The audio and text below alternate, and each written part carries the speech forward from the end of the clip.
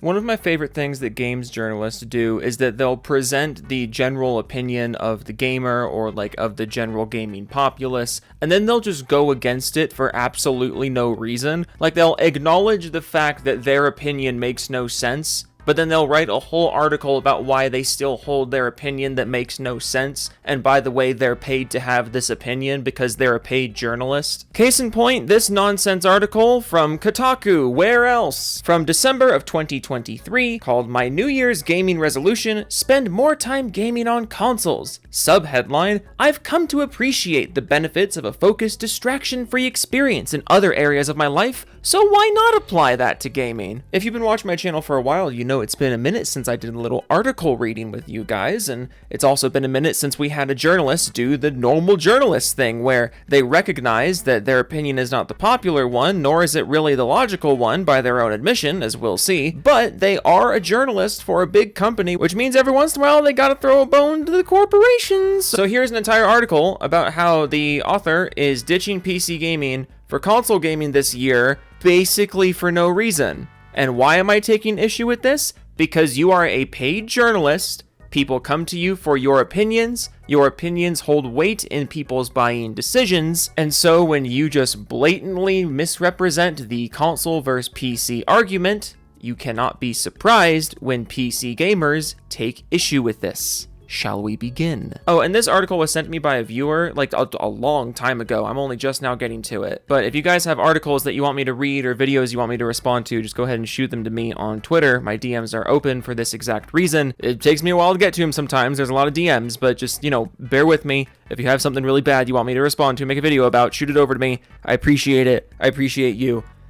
Okay, 1, 2, 3, go. I'm a fairly recent convert to PC gaming. In 2016, I spontaneously picked up a Steam machine. Holy shit, it's been years since I thought about that. Valve's early attempt to fuse Steam with a more console-like experience. It was my first real introduction to the breadth of the Steam library and performance that outpaced my PS4. I was hooked, so I got my hands on a Dell PC, then soon after built my own computer. I sold off my Xbox One and a majority of my PS4 collection, holding on to my PS4 itself for the eventual release of Final Fantasy VII Remake, but otherwise shifted all my gaming over to PC. Games ran better on PC, and there were more of them. Why would I spend time gaming on anything less? Why should I sacrifice any amount of performance when I should be striving for the absolute best that tech can offer? This is an interesting introduction because it's, in a lot of ways, this is exactly how I got into PC gaming as well, almost right down to the year. I switched over to PC in 2017, and it was also kind of a spontaneous decision. I had some disposable income, I found a pre-built that was in my budget, and I just pulled the trigger, took the jump, took the risk. And I could never look back now. And everything you say here is completely true. I don't want to come down on you too hard. At least not until you start saying the really weird things you're going to say later in this article, because it's, again, I can't help but feel like this article was written just to throw a bone to the corporations. You gotta hit that monthly quota somehow, Kotaku. In a lot of ways, I don't even think it's the author's fault. Like, ultimately, when really dumb articles like this come out, I blame the publisher far more than the actual author. The journalists are just doing what's asked of them, But everything you say here is true. The PC has more games, it runs games better, and if you are a gamer, if gaming is your hobby, yeah, if the PC's in your budget, and especially if you already have a PC, why wouldn't you just stick with the PC? But don't worry, they're gonna tell us. The article continues, as I head into 2024, however, I'm thinking that it's time to game less on my Windows machines and more on my PS5, Switch, gaming-first devices like Steam Deck, and other consoles. You realize your PC can be as gaming-first as you want it to be, right? No? Okay. The inspiration for this change has little to do with exclusive titles on various platforms or the added comfort of gaming on a couch. I actually don't have a couch and use the same monitor for my PS5 that I do my PC. The spark for this decision can be attributed to the Moog Grandmother synthesizer, which, by the way, is this thing. I'll give it to you. That's a new one. I've been doing the console versus PC thing on YouTube for a while, and I'll give it to you, that's an argument I've never heard before. Console gaming more in 2024. As a musician, I embrace computers and digital audio workstations for their near infinitude of musical options. Or musical outcomes. I can't read. The ability to use software like Reason or VCV Rack meant that I could have tons of virtual instruments, many of which sound nearly indistinguishable to their physical counterparts, but what I lost in that process was the experience of spending focused time with a musical instrument. I instead adopted the role of a producer and tweaker, and was perpetually distracted by the ease of firing up a web browser and disappearing into the hole of the internet. But since pivoting to musical instruments instead of using a computer, I've come to develop a more direct and intimate distraction-free experience with music. It's led me to wonder where else I can achieve that closeness. The first thing that came to mind was gaming. In some ways, switching from a PC to a console to game is merely trading one screen for another, but the more time I've spent with my PS5, the more I'm reminded of the benefits of a more isolated, focused gaming experience, like the kind I enjoyed for most of my life, even if I'm playing a game that could technically run better on my PC. Yeah, I'm a musician as well. Go listen to Curbside Anthem, it's my band. If you like shitty pop punk, go listen to Curbside Anthem. And like, I guess I kind of get the analogy you're making here. There definitely is a big difference between using, you know, computerized amplifiers or computerized instruments versus just plugging into an amp and playing it real. There's a huge difference there. But gaming is not creation. Gaming is not you creating art or you creating something new. You are interacting with something. It's an interactive medium as opposed to a creative medium, at least for the player. And in the case of an interactive medium, I'm failing to see why you would not want to interact with the medium as best you possibly can, which by your own admission would be with a PC that you already have. I'm really not following this one. Going from a gaming PC and downgrading, by your own admission, downgrading your performance to a console for the same reasons that you switched from computerized instruments to real instruments to it's just not the same thing. Points for doing something unique. You know, I'll give you props for finding an angle I've never heard in my life before, but this does not make sense to me. The article continues, in gaming, we're so often bombarded with the need for bigger, better, faster now. Our frame rates must now be 120 hertz. Frame rates are not refresh rates. It would be awesome if people learned the difference between those things. Resolution's at least 1440p. Well, yeah, it's 2024, and a lot of these corporations are still demanding that you pay $60 to $70 for 1080p while promising 4K at the beginning of the generation. Like, if we're complaining about people criticizing resolutions lower than 1440p, I really don't think that's the critic's fault, if you get my drift.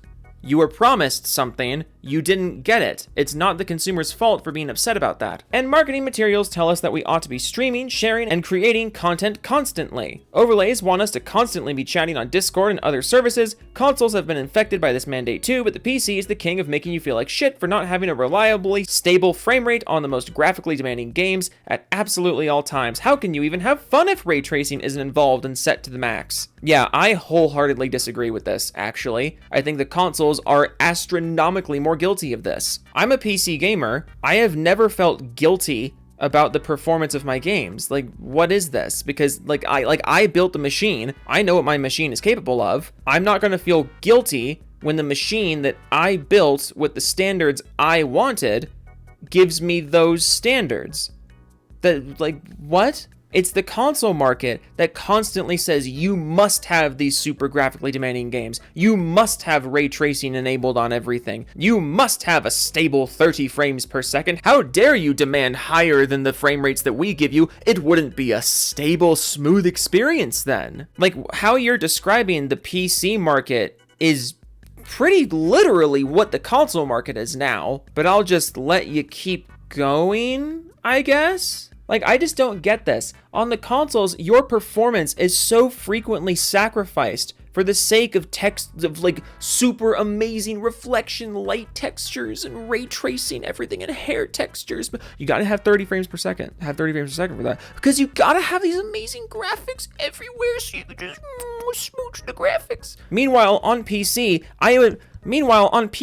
one of the first things I do in every single new game I start is turn ray tracing the fuck off. I don't care about it. Like, we're talking about the platform whose whole thing is freedom in game settings, and you're trying to act like it makes you feel like shit for not boosting the graphic settings? All the while, it was just, 4 or 5 weeks ago that the PS5 Pro was announced? Like, I'm just not seeing this one. Quote, my PS5 until now has been like owning a car. I need one for work, or so I imagine, like a couch. I don't have one of those either. But after spontaneously buying Alan Wake 2 on PS5 after beating it on PC, I realized the benefits of closing myself off from the distraction of a web browser. I can't alt-tab away to have the internet tell me whether or not I should be using performance or quality mode, or to randomly chat in Discord. As I'm once again following the dark tale of Mr. Wake, I'm doing so in an environment exclusively made for gaming. And yes, I'm playing it at 30 frames per second, but the focused experience of shutting off the work machine and turning to the game machine, I believe, is resulting in a closer experience with this game, and I'm hoping it will in other areas. You know you can just turn notifications off,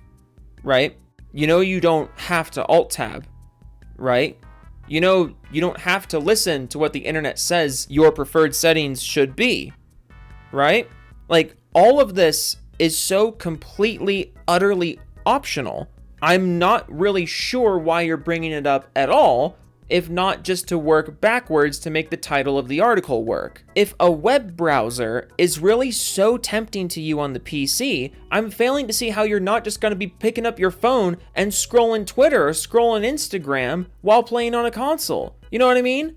Oh, like, how, like, I can't play on PC because what happens if I alt-tab away and get distracted? You have a phone in your pocket at all times. If distractions by other pieces of internet and other pieces of media is a problem for you, going to console is not going to fix that. If you can't focus on one thing at a time, that's not the PC's fault. And also, Jesus Christ, 30 frames per second. 30 frames per second, we're still doing this. I've told the story a million times on this channel, but one of the reasons I switched to PC in the first place was because the 8th generation consoles were still giving me 30 frames per second. 2017, I ditched 30 frames per second. Now here we are, 2024, you're still getting 30 frames per second. But you're going up to bat for the console anyways. In before, Joe, but they just made fun of you for the PC, making you feel like shit for not taking advantage of the high graphical settings, and now you're making fun of the low graphical settings on consoles. Like, that's not supposed to make you feel like shit. That's supposed to make you expect better, because these corporations are blatantly underperforming, and you're just fine with it. There's a difference between me, like, barging into your house and being like, hey, if you're not playing on the maximum settings at 5 million frames per second, then fuck you, eat a boot with a boot spoon. There's a difference between that and me simply saying, hey, it's 2024, we were promised 60 frames per second like 10 years ago, maybe you should stop paying more money than ever for half of that. Those two things are not the same. But the article concludes, it was a quick one. This is a quick article. Small, tiny article, thank God. But the article concludes like this. Does this mean I'm done with PC gaming? No, absolutely not. I don't personally own an Xbox, and I'll use my Windows 11 machine to enjoy, Windows 11, I'm so sorry, to enjoy Microsoft's offerings, and I've developed a love for emulation in the last couple of years, and given my job, I do need to stay connected to the world of PC gaming. End of article. Do you see what I mean when I say sometimes articles pop up like this, and I can't help but feel like they're written with a goal first, and then everything else second? Like, oh, major games journalism outlet, we gotta play nice with the corporations X times per month. You write a pro console article, and then the journalist is like, fuck, what? Okay, I guess here's this. That's what I mean when I said earlier that sometimes I just can't blame the journalists themselves for stuff like this. But fuck me, it bugs me so much when articles like this come out from outlets this big. Because, like, you should know better. But you can't know better because you need the corpos to pay the bills. You need those ad deals to pay the bills. You need those early game copies to pay the bills. Because we're somehow in 2024 where AAA gaming is so utterly disconnected from the gaming populace at large, and yet it still demands all of the attention and respect from the big games journalist outlets. And like, it makes no sense to me how the game journalist outlets are still so like obsessed with pleasing the AAA gaming sphere. Meanwhile, YouTube doesn't give a shit. There's more money than ever in gaming on YouTube, and YouTube doesn't give a shit about AAA gaming or like playing nice with AAA gaming because YouTube is actually run by gamers, which I think is something to think about. Gosh, like, look, I'm sure there's reasons to play on console over PC. I'm sure if you gave me a shovel and a week's provisions, I could maybe come up with 1 or 2 reasons why you would want a console over a PC. But if you give me 5 seconds and a moment's notice, I can give you 50 million why you should be on PC instead. This article was not a very good article, and I imagine it did nothing to convince anyone to play on console instead of PC, even though that seems to have been the goal of the article. This was a waste of time. Okay, toodles.